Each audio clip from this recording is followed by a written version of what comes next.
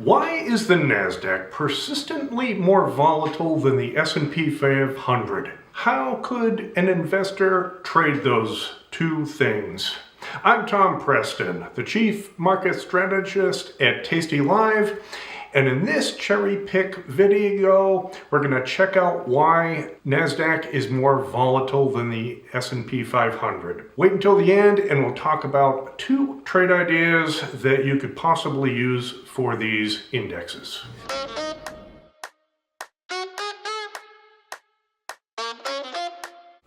So in this week's cherry picks, the guys make some really interesting observation. Mike Recantine and Nick Batista point out that over the past 8 years, and by the way, they talk about the SPY, the ETF that tracks the S&P 500 as the proxy, and the QQQ as the proxy for the Nasdaq. That's fine. That's what I would do too here. The index itself is different from the SPY and the Qs, but that's okay. We'll use the ETFs because they're more tradable, easier to trade. The impact of how Nvidia has on those two products. Over the past 8 years, they say only 14% of the time do the S&P, the SPY and Q move in opposite directions. 1 out of 6 days or something like that. When they do, 83% of the time they tend to converge the next day, which aligns with expectations.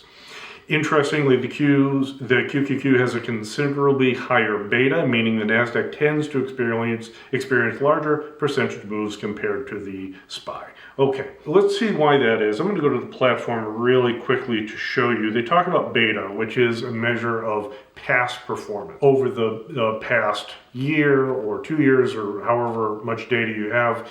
The beta measures the percentage change of one product, in this case the Qs, versus the S&P 500. Historically, the Qs have had larger percent price changes than the SPY. That's what's giving it a higher beta.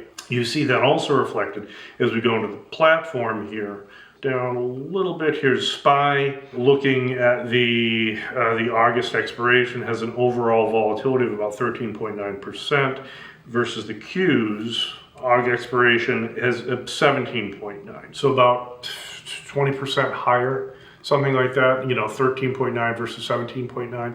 The reason that's happening, and the guys point out that Nvidia is responsible for this. And you can go down here to see why this is happening. The median stats, when the Q has a large up move, when the Qs have a large down move, and they go over some of this data. Very interesting if you want to drill down. What I'm always interested in seeing is why the Qs are more volatile.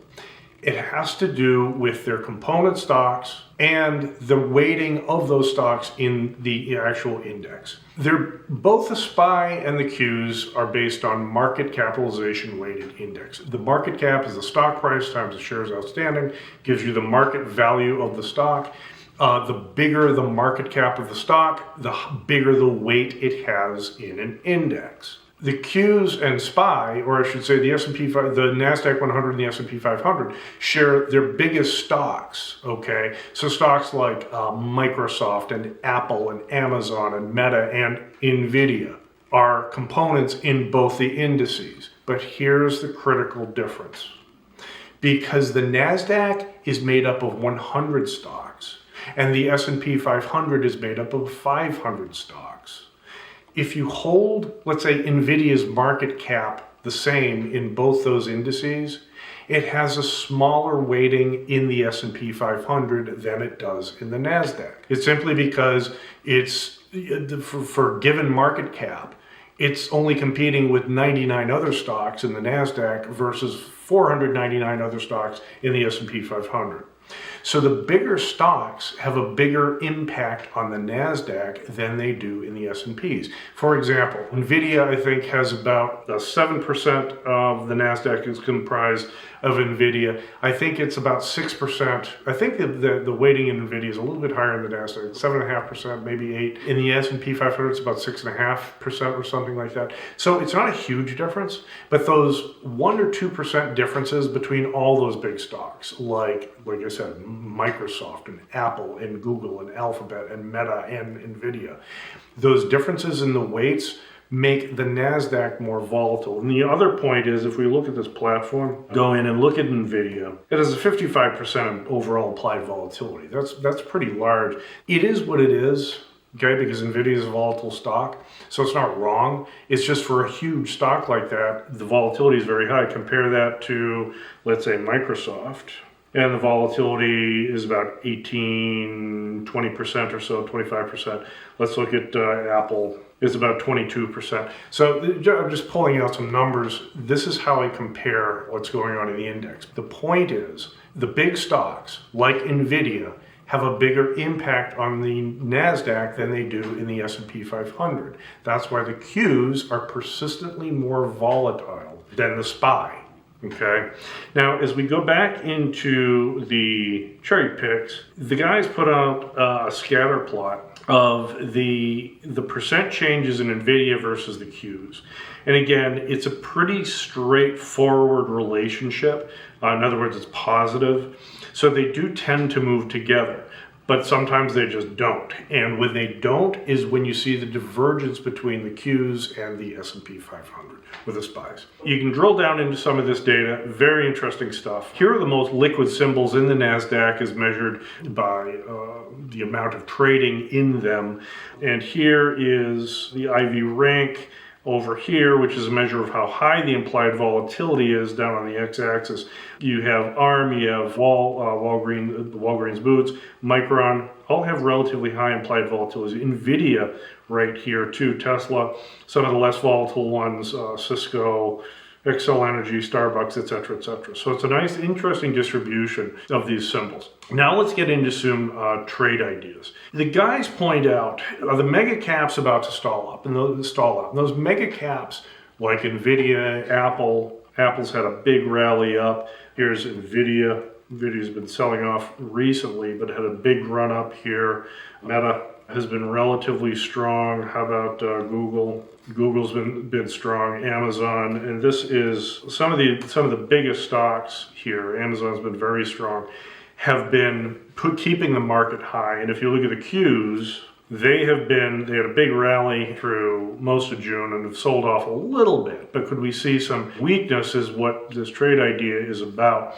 So what they're looking to do, they call it a crab trade. I like to call it by its components just to make it simpler. They're buying the August 470 put. And that gives you long vig. So they say long provides gamma. What I like to see is gives you some vega. So it's if volatility increases, if the Qs drop, and if volatility goes up, that long August 470 put would benefit from that. Versus selling two of these 50, 60 put spreads. They're actually selling two of the 60 puts, buying one of the 450 puts for some positive decay. Let's load that trade up and see how it looks. If we go here, so I'll buy the August 470 put. Which expiration are they choosing here? Selling two of the July 60s and buying one of the 50s. And this is how they structure the trade. It gives you the margin requirement is $415 on this. Max loss is about $879. Yeah, it's an interesting trade. You're generating $3.56 of daily theta. You've got a little bit of deltas, and your vega is going to be long because of this put. So this is an interesting trade. Let me structure this just a little bit differently. I might look to sell 65s and buy a little bit closer, maybe the 60s and see. And again, the debit on this is a little bit smaller. Again, I collect a little bit more theta, and the buying power is a little bit smaller. Buying power reduction is a little bit smaller. So depending on your risk tolerance, you can structure the trade like this. And the way to think about this is you have one short 459, 465, let's make this the 460. The 460, 465 put spread, you're long an extra short 465 put, but it's covered by the long 470 put in August. So you have a diagonal at the 465, 470 puts, a diagonal, and you have a short put spread at the 460, 465. That's the way to think about this trade. Next, we go into cherry picks here. In the SPY, the volatility isn't all that high. That's true. But if you think we might churn here for the high, at the highs for a little bit, Iron Condor would fit the assumption. Yes, that's true. As I always like to say, volatility never lies. And what they're saying is that we go into the platform SPY, the volatility is like 13%. That's, if you look at the VIX, if you look at a chart of the VIX, it tells you what the S&P 500 volatility has been, and it's low. I wouldn't be very aggressive with a neutral trade in the SPY. What are the guys doing? They put out, they're going into August, okay? 515, 525, 560, 570. Let's go into that in August. 515, 25, and the 560, 570 long and 560 short. So this is this Iron Condor, buying the 515, selling the 525s, selling the 560 calls, and buy the 570 calls. 10 points, you collect $3.53 of credit.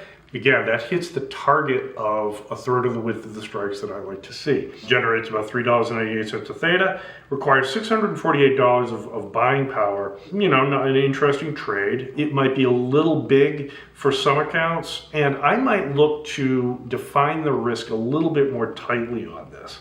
I might go to, instead of the 525, or the 525 to 515 on the put side, I'll bring these puts up to the 522s maybe.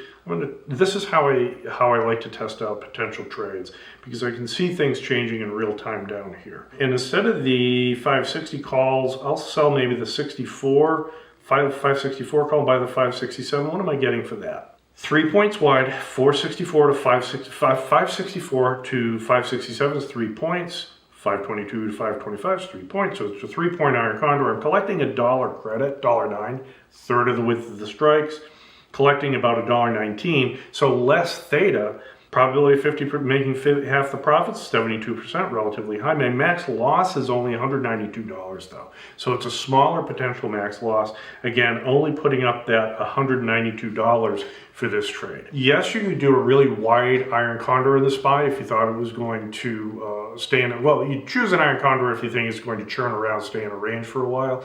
And if you want to take more risk, yes, a 10-point Iron Condor is a possibility. If you want to tighten up your risk, if you don't want to take that much risk, especially when volatility is low, you may want to try something like a 3-point Iron Condor that basically has the same parameters. If you want to get these cherry picks delivered live to your inbox every week, or get my cherry bombs every day, subscribe below.